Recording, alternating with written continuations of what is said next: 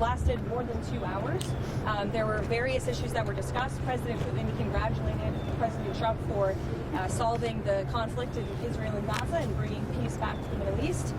He also thanked the First Lady for her efforts to bring back children and save children in this brutal conflict.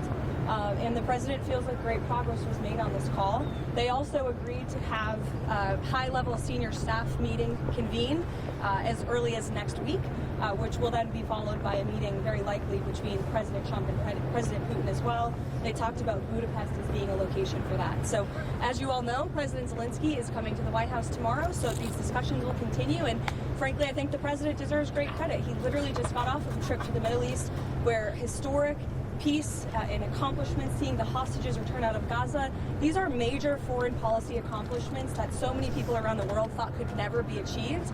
And so I think the president deserves a great deal of credit for doing that, coming home, dealing with so many domestic issues, and then again hopping on yet another call with President Putin and hosting President Zelensky again at the White House tomorrow to try to move the ball forward in peace and end this conflict in Russia. Caroline. Thank you. After their meeting in Alaska, the president was optimistic that he could get Zelensky and Putin together in a room. Does he still believe that he can get the two leaders together sometime soon? I think he thinks it's possible, and he would, of course, love to see that happen. But right now, there were discussions and plans are now being made for the Russian side and our folks, led by Secretary of State Marco Rubio, to meet, and then for President Putin and President Trump to perhaps meet again. But I don't think the president has closed the door on that at all. And when is he going to meet Putin? You said in Hungary, possibly when? Well, this call literally just happened, so we will provide you with more details as soon as we can, I promise. On that call, did Vladimir Putin commit to sitting down with President Trump and President Zelensky? He committed to sitting down with President Trump, as President Trump's Truth Post put out for you. And what did he say what it would take for him to be willing to sit down with Zelensky finally as well? I don't want to get into that, but as I just said, the president and President Putin discussed meeting together in Budapest, and President Trump will talk about that opportunity with President Zelensky when he's here at the White House tomorrow. Does Trump believe any conditions have changed to make a second meeting with Putin better, more successful than the Alaska meeting? I think the president is always willing to take a chance at diplomacy, and this war, he has always said, is going to have to end at the negotiating table, and so he's, he never gives up, and he's willing to pursue it, and that's what you're hearing from the president today. I have a question on the cartels. Yesterday we learned that at least the fifth strike on a boat off of the Venezuela coast took place. We know that the Trump administration has previously said that they're in armed conflict with the people that the administration is striking. Who are these people, and don't you think not only the people, the American people, but lawmakers deserve to know? Narco-terrorists who are trafficking drugs illegally to the United States of America. That's who we're in a conflict with. And the president's been very clear, and he's been very transparent about these strikes, releasing classified video, unclassifying that video, declassifying it rather for all of you to see, and to let the public and lawmakers know with each of these strikes. And there should be no surprise for this. The president campaigned on using every lever of power to go after the drug cartels who have been trafficking illicit poison into our country for far too long. And you heard the president speak about this yesterday. There was a question about why not just use the Coast Guard to grab these boats and grab the drugs on them. That's been going on for years and years, and the drug epidemic in this country has not gotten any better. The cartels have only gotten more powerful. So the president is taking these unprecedented steps, and it's making a real impact. We are seeing less boats with lots of drugs coming into the shores of the United States of America as a result of these successful strikes, and I think the American people can expect them to continue.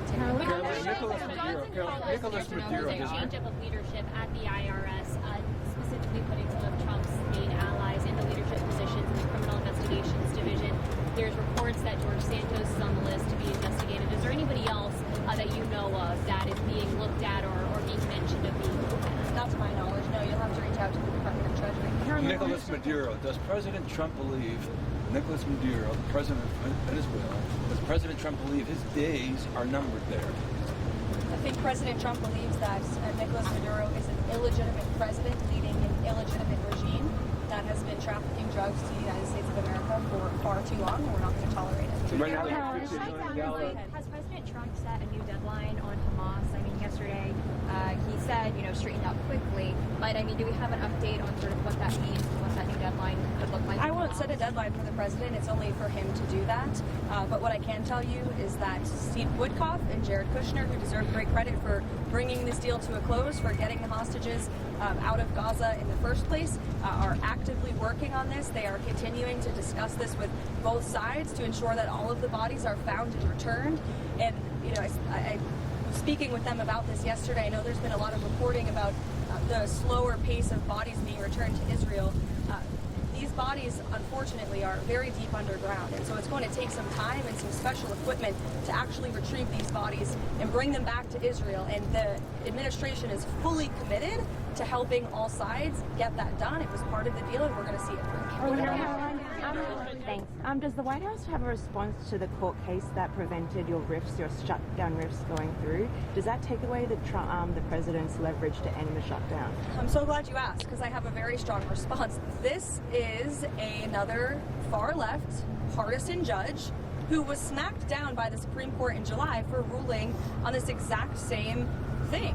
In May, this judge tried to say that the President of the United States does not have the executive authority to hire and fire in the executive branch. Literally, nobody would ever try to make that argument except for someone who is extremely partisan. And of course, the Supreme Court rejected that ruling in July, and they said, no, the president does have the ability and the legal authority to fire people from the federal government. That is a responsibility of his job as the head of the executive branch. And so you have the same judge going back to the bench and ruling on the basis of politics. We are 100% confident we will win this on the merits of the law, and these layoffs are an unfortunate consequence of the government shutdown. We are now on day 16 of this Democrat shutdown. Democrats just voted again for the 10th time to keep the government closed and to keep the American people hostage. And we're seeing the consequences of it every day. We've had thousands of flights delayed and canceled. Air traffic controllers, TSA agents continue to work without pay. The president tapped into tariff revenue to keep WIC money for women and infants and children going out the door. The president, it found a creative solution to keep the troops paid. And rather than congratulate the president for doing that, this unprecedented action to get our troops paid, the Democrats want to sue him for it. They're saying that it's illegal. This just shows they don't care about the people who are hurting. They are shutting down the government purely for partisan politics because they don't like Donald Trump. And the only people that are suffering from that are federal government employees who are being laid off from their jobs, who are not being paid for their jobs, our military, our federal law enforcement, and the American people who can't catch a plane with holiday season coming up because flights are being delayed and canceled. Democrats need to do the right thing. And I don't know if you guys caught the CNN town hall last night with AOC and Bernie Sanders, but I sure did. And it's very clear that they are now the leaders of the Democrat Party. And the Democrats are in complete disarray. And we hope a few moderate Democrats with some common sense will step up to the plate and do the right thing to vote to open the federal government. Caroline,